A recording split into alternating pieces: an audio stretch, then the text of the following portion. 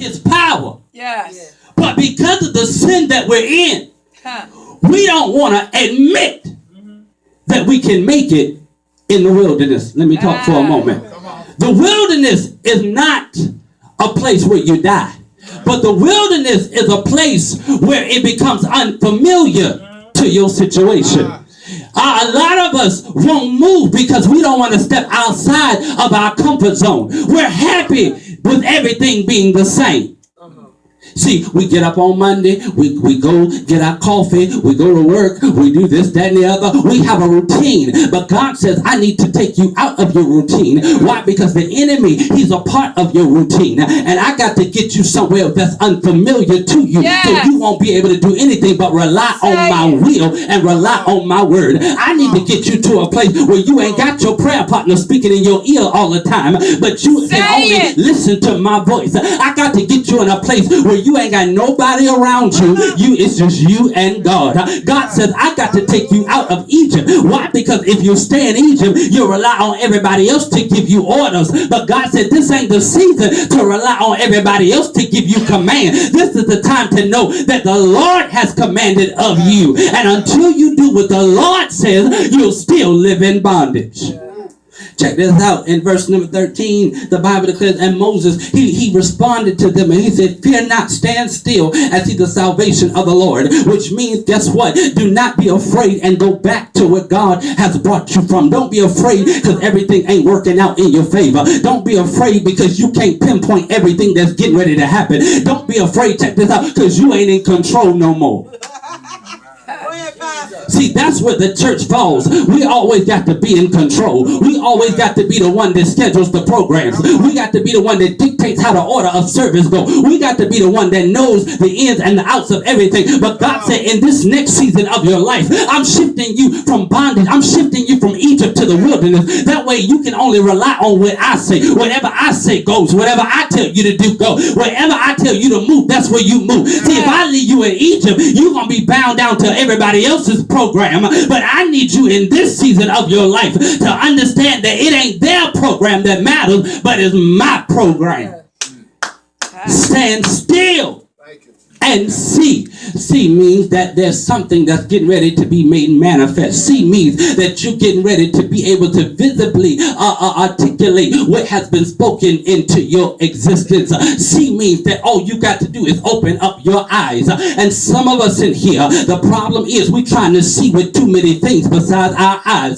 We're trying to see with our mind because our mind already preconceives what's getting ready to happen. You know how it is. When you want that new relationship, you already preconceived in your mind how they gonna look, how they gonna dress, where they gonna work at, what kind of car they gonna drive. But God says in this season you can't even fathom the things that I'm getting ready to do. All you got to do is just stand still and let me be God. Stand still and let me make a believer out of you. God says I don't need you trying to think in your mind because you can't even understand the thoughts that I'm getting ready to do. All I need you to do is just stand still. Don't move, don't quit, don't go back to Egypt, but just stand and see the salvation. Follow my will, follow my command, follow my guidance, and let me be the one that leads you instead of the Egyptians that's trying to hold you. Yes. He says, the people that you're serving don't have your best interest at heart. They're using you. Speak, Lord. They're using you to see what they can get out of you. See, the Egyptians understood that if the Israelites became slaves, then they will work for free for the Egyptians. I don't have to pay you when I own you. But God says to the Egyptians, to the Israelites, I'm getting ready to ship you to the wilderness. Why? Because I need you to understand that don't nobody own you but the one that created you. Don't nobody dictate to you which way to go but the one that orchestrated your path. Don't nobody tell you what you are or who you can be unless it's the one that created you. And just in case somebody in here don't know who created you, the Bible declares that God created you in the image of him and in the likeness of him. You don't have to answer to the Egyptians when you got a God that reigns. Yes. The Bible declares, stand still and see the salvation of the Lord. Check this out. For the Egyptians that you see today, you shall see them no more.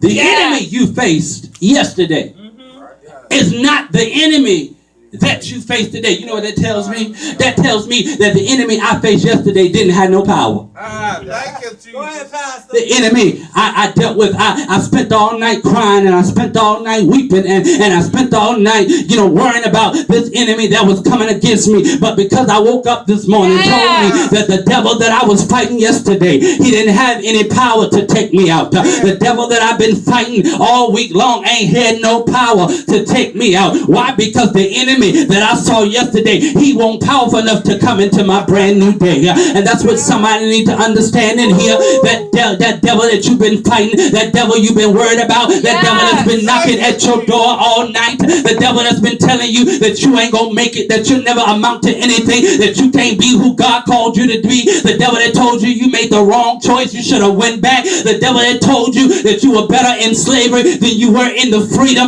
I come to serve notice that devil, he ain't got no power. That devil that told you that you were never going to defeat him, I come to let you know that bam, you already defeated him. How I know it is because of the simple fact that because you woke up this morning, the devil don't come to torment you. The Bible doesn't say that the devil's job is to torment you. The Bible declares that the devil's job is to steal, kill, and to destroy. And that's how you know right there that the devil ain't got no power. It's because if you woke up this morning, then that means that the devil lost at his own game. How I know that is because he didn't have enough power to kill you. He didn't have enough power to destroy you. He didn't have enough power to steal you from the hand of God. How do I know? Because you're sitting up in church on a Sunday morning, which makes me